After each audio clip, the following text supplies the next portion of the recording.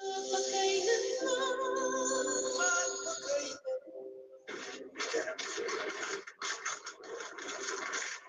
po. Thank you po.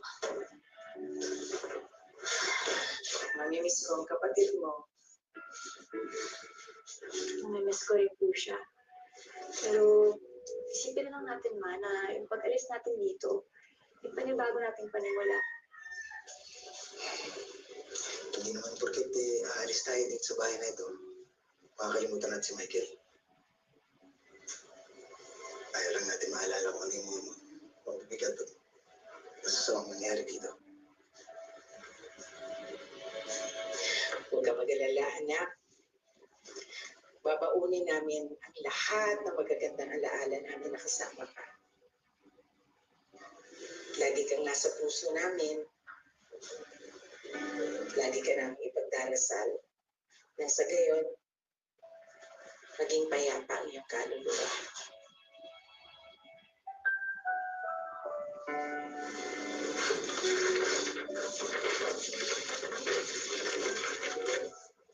Oh, halika na. Sige, tuloy na natin.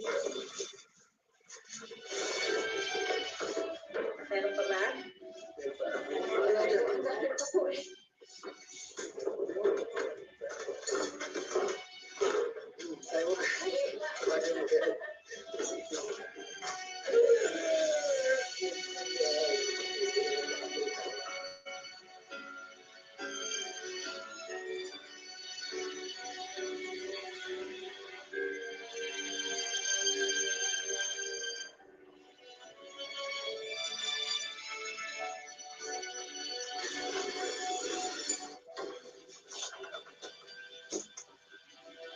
Anong mai-advise mo?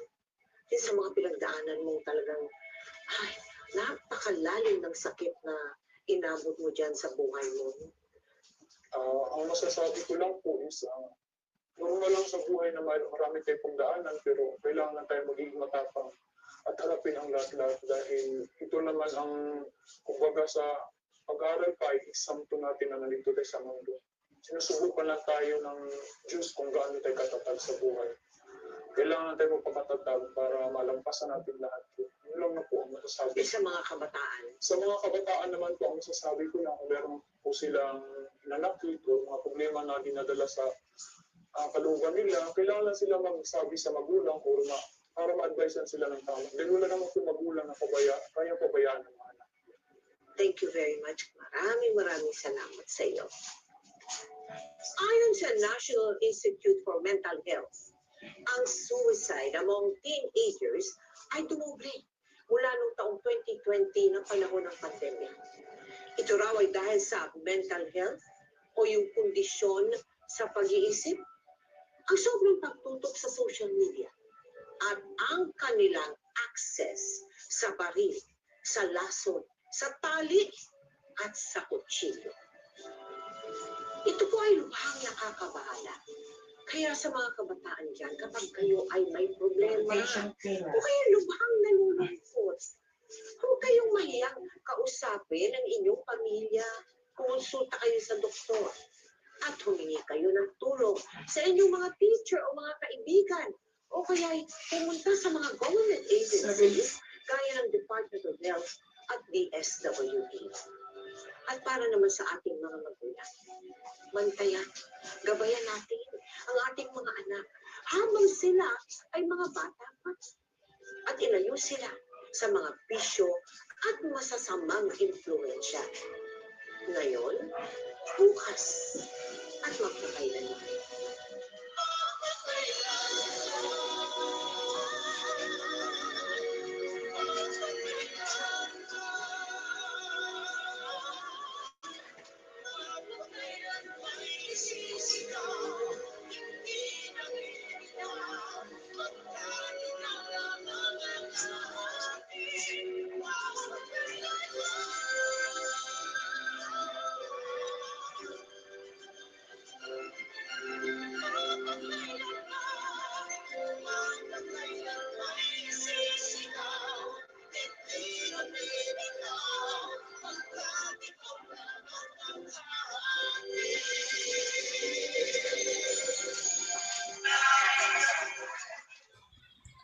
Hello guys, mga ka-MPK, mag-subscribe na sa 3rd anniversary ng Magpakailanman Entertainment.